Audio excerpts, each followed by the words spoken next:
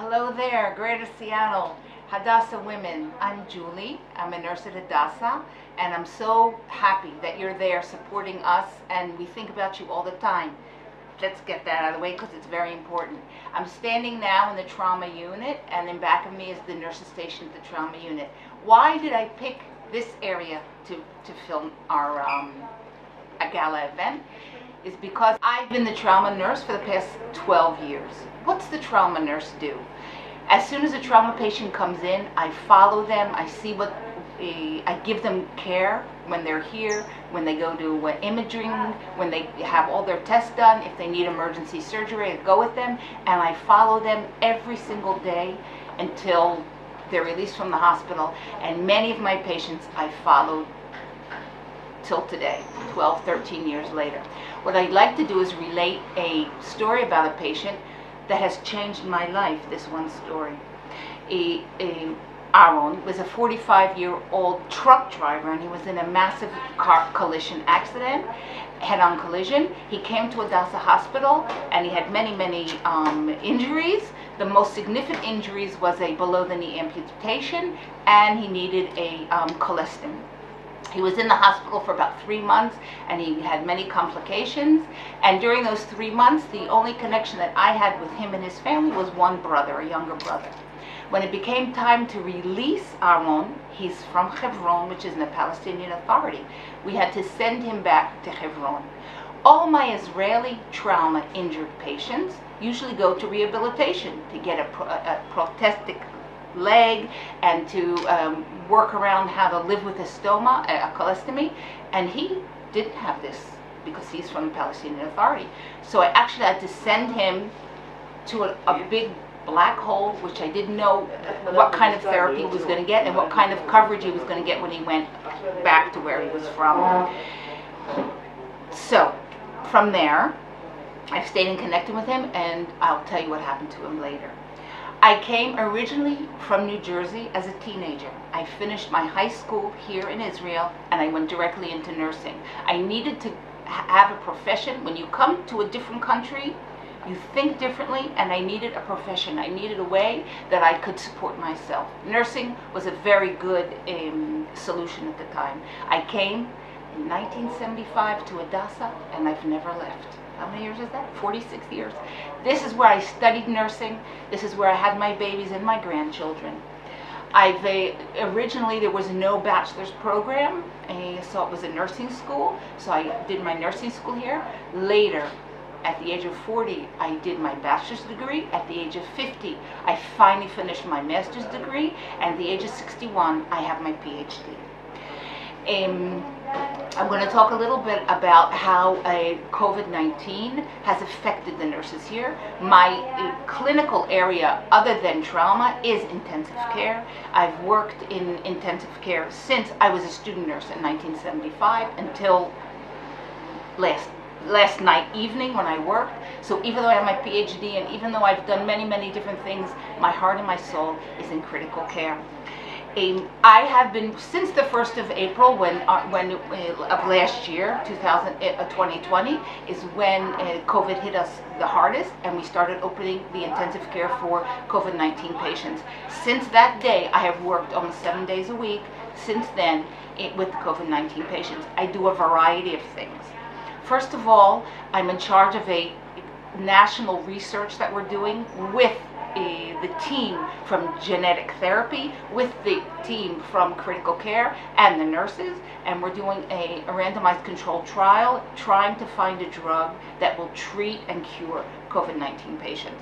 So every day I go into the unit, I dress up, I look at my research patients, I collect data, I collect bloods, we centrifuge the bloods, we freeze them, and we're looking for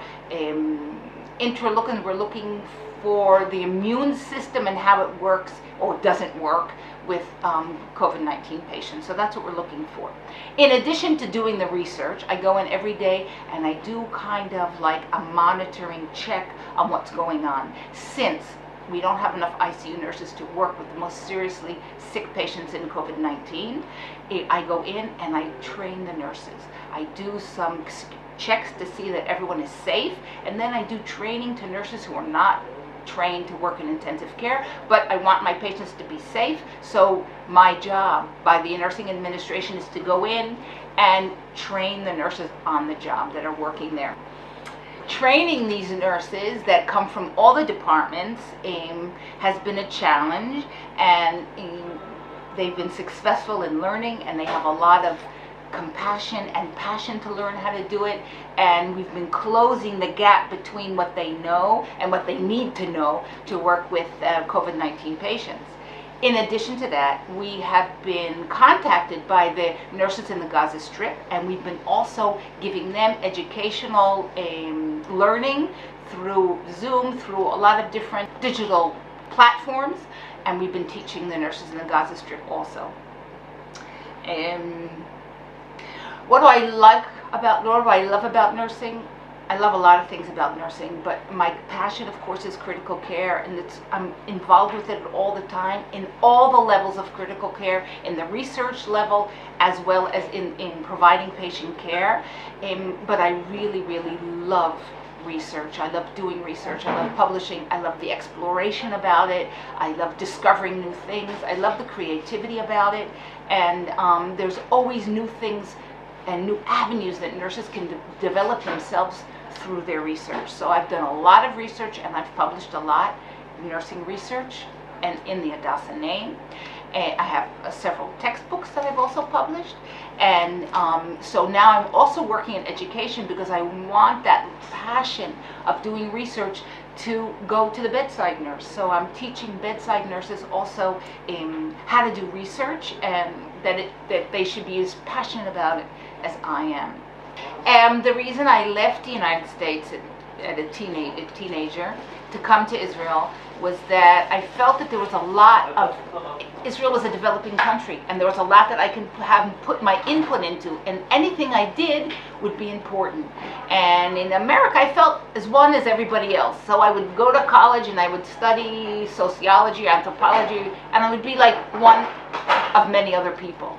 But here, if I came to Israel, anything that I would do was A, for the Jewish people, my people, and B, would be to develop a new country. So I felt the challenge, I felt the pull of the challenge, and I've also was 2 years in the Israeli Defense Forces as a nurse. My army training, or my service in the army, was on the Jordan Valley border settlements, because when I was in the army, the Jordan Valley was the border. So I was in charge of the whole region between Jericho and Beit Shean, where I had for health. So there was little settlements, people of 20 families or 10 families, and also army posts that were there, and I would go there and I would make daily visits and I would check them, and it was something we didn't learn in nursing school. We never learned in nursing school about public health, about what an allergic reaction looks like, how to look inside someone's ear, because the doctor always did that. So I had to learn very quickly how to do a lot of public health, birth control, things that we always learned in nursing school that that's what the doctor does. But when we're talking about public health, it's something that we all should be aware of. I worked in the Jordan Valley, which is very, very, very hot. And then schools were just starting to do field trips into the Jordan Valley. And we had a school trip of 10-year-olds, fourth graders, and a whole bus of these fourth graders came, and they did not bring enough water. So they had the whole bus full of 30, 40 kids had dehydrated. So I brought them into my clinic, my army clinic, and I turned on the air conditioning full blast, and I put the kids on the floor. I moved all the furniture away. I put all the kids on the floor, and I took a garden hose from the outside and I watered the kids, because I knew they were dehydrated and I couldn't tell them to just drink enough fast enough. So those that had problems with consciousness, I put in an IV, but those that didn't and were just like very sleepy, and they were hypovolemic and they had a loss of fluid, I used a garden hose and I watered the kids, and I cooled them off with the air conditioning, and then that was okay. As my story has been unfolded, and you know that as a child I was looking for challenges, trauma has always been a great challenge to me, overcoming the trauma, helping families and patients cope with the trauma, and me looking at a trauma patient and trying to identify as quickly as possible where the money is, where the major trauma is that's compensating that patient. So trauma is any accident, anything that's not a disease. It's falling off a building, it's being blown up, stabbed, gunshot. And of course, I worked here during all the years of the Intifada, so there's a lot of blast injuries. Those are the typical kind of patient population that I work with. So they're young people usually, and they've had some sort of accident. So it's something very sudden, and we have to acclimate the patient and the family very quickly to a new situation. And so I've done much research on trauma, and the research that we're going into now is a qualitative research asking the family members. Also, there's something very important about trauma in Israel. In Israel, we have trauma of whole entire families that come as a car accident, or that were together at some sort of wedding or bar mitzvah. So a whole family can be in a trauma together. This is something that is not a characteristic of other places in the world. So we have about 50 families a year in trauma. About once a week we get a family that's involved with trauma. So if you have any member of the family, a mother and 2 kids, a mother, father, and 3 kids, 3 kids and the father, how does the family member who's supporting the people in the trauma, how do they cope, especially when so many members of the family are not doing their job in the family? It could be a grandmother who has to come in, neighbors, and if it's a religious community, the other people in the community come in and help. And we're trying to find out and investigate all the resources that the family support needs when a whole family's in trauma. So we're trying to learn from this how the hospital and nurses can help these families even more. And how do Hadassah nurses come into the picture when we talk about families in trauma?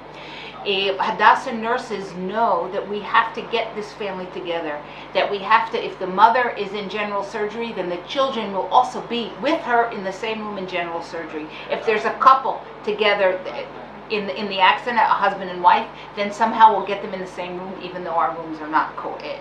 But we'll put them in the same room, even though they're designated to be in different departments. So it's something that we try to do, and we immediately from the trauma room start calling support families. Ask if the patient is conscious. We'll ask the patient, who should we call? A neighbor, a sister-in-law, someone who they're close with that knows that they can come in and support the family. So the nurses are doing a lot. We're doing a lot as an infrastructure to help those families and their support.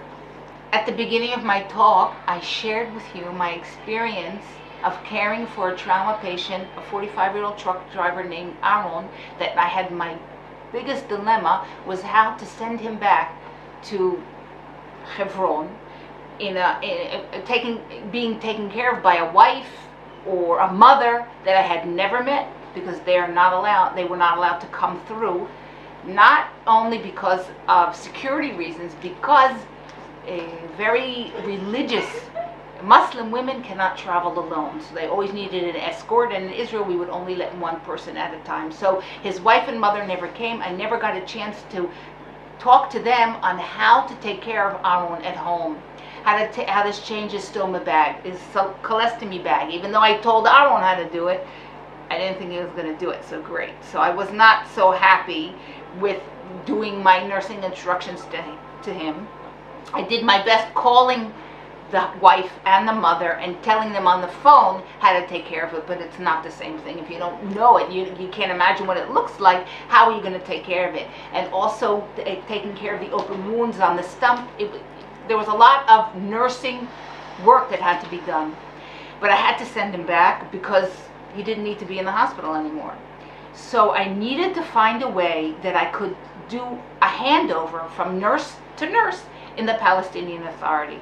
So eventually we had to send him home, but I started a network of nurses all through the Palestinian Authority in the major cities, in Ramallah, in Hebron, in Jericho, Nablus, and Jenin. And we started slowly gathering information and developing a network. Now, we only did this, of course, through email and all other kind of digital applications.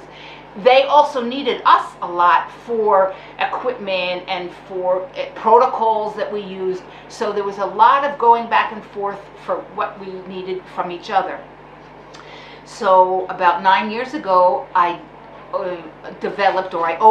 I created a nonprofit organization together with another nurse here. Her name is Naila Hayak. She's an Arab nurse. And we started together the nonprofit organization of nurses in the Middle East. Since 9 years, and we started this network. At the beginning, it was about 10 nurses, 11 nurses from each different city. We started meeting in Jordan. The Palestinian nurses would go through the Allenby Bridge. We would go through the Eilat Aqaba Bridge, which is called the Rabin Crossing, and we will meet in Aqaba every year. For the past 9 years, we've met and had research meetings together, clinical protocol meetings together. We've done research groups together, and we've published research together. Now the network expands to about 200 people, 200 nurses on both sides, and we're in contact with each other all the time. This nonprofit organization, Nurses in the Middle East, has expanded not just in Israel and Palestine, but when we meet in Aqaba, nurses come from Iran, from Iraq, from Bahrain, from all the Emirate countries, Saudi Arabia. The basis of the Hadassah spirit of why Henrietta Szold came from the United States and came here over 100 years ago to start the whole system, the infrastructure of Hadassah. We are still doing that today in our region, and nurses are carrying on the spirit. Hadassah nurses are carrying on the spirit of creating a good health care, excellent health care for people in this region. Seattle region of Hadassah Women, we thank you very much for supporting us. We know that we are partners together in what you're bringing to Hadassah, and we're implementing here. We're working together as a team. We thank you very, very much. We know you're there. We feel you behind us. We look forward to seeing you when you come and visit in healthier times. Visit Hadassah, and make sure you let me know you're coming so I can say hello. And thank you again. We appreciate it.